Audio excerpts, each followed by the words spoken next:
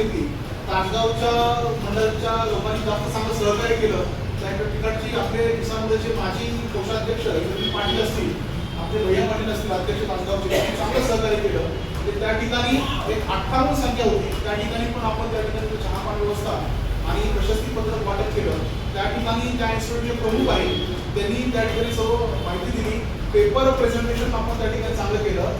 त्या जे लागणारे सगळे खतं आहेत ते नैसर्गिक आपण घरच्या घरी कशी करावी अशा प्रकारची विस्तीर्ण कार्यशाळा त्या ठिकाणी सुद्धा करण्यात आली.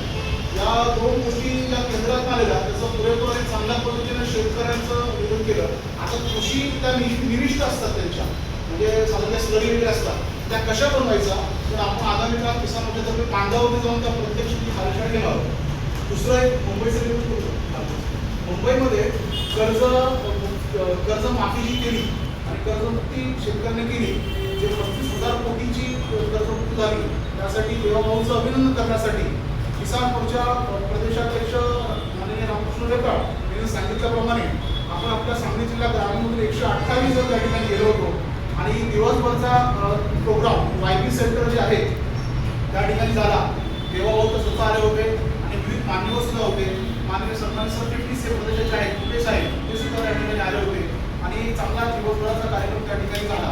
विशेष म्हणजे कर्जमुक्ती एवढ्या मोठ्या प्रमाणात केली असताना त्या सर्व आपल्या किसान मोर्चाच्या कार्यकर्त्यांसमोर शेतकऱ्यांसमोर अतिशय चांगली घोषणा देवाभाऊंनी केली, जी म्हणजे 48,000 कोटीची जी मोटरीची लाईट बिल आहे ही सगळी महत्त्वाची घोषणा.